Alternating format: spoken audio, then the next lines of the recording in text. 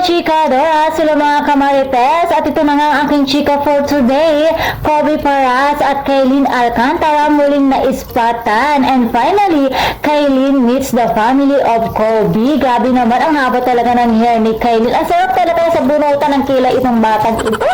Sobrang namang pretty no girl. Super in love talaga itong si Kobe kay Kailyn dahil hindi niya mabitawan ang kamay ng dalaga. Talaga naman super close friend tayo.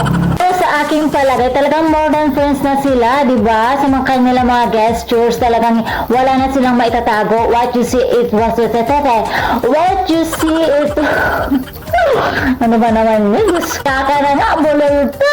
What you see is what you get. At hindi na nila kailangan mag-explain pa. I'm officially announced that Kailyn Alcantara and Kobe Paras are officially in a relationship.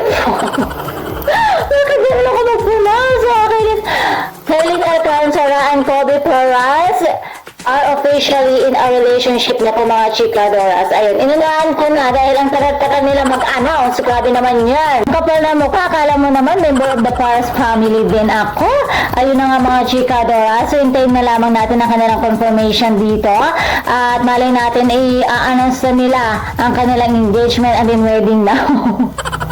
Masyado naman. Ang bilis ng pangyayari. So, may mga nababasa akong comment mga chikadoras na sinasabi nila, no, ayan na, nakakatuwa, masaya po kami para kay Kailyn. I'm happy for Kailyn kasi tanggap na siya ng Paras family. Ayan. Nakakatuwa, diba? Nag-triple date ata sila dahil kasama din ata ni, ang pangalan, Andre, yung kanyang girlfriend. Ang dami-daming kinikilig sa kanila. Grabe. Dahil nga naman, alam naman natin na galing lang itong si Kailyn Alcantara sa breakup. And then biglaan dumating na itong si Kobe. You know what? You're such a wonderful blessing.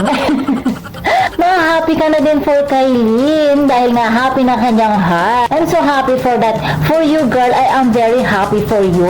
Pero syempre, may mga negative din akong mga nababasa sa mga komento na kesyo titikman ka lang Kailyn tapos iiwanan ka katulad ng anak ni Ina Raimundo, mga ganon. So, mga ganon, diba?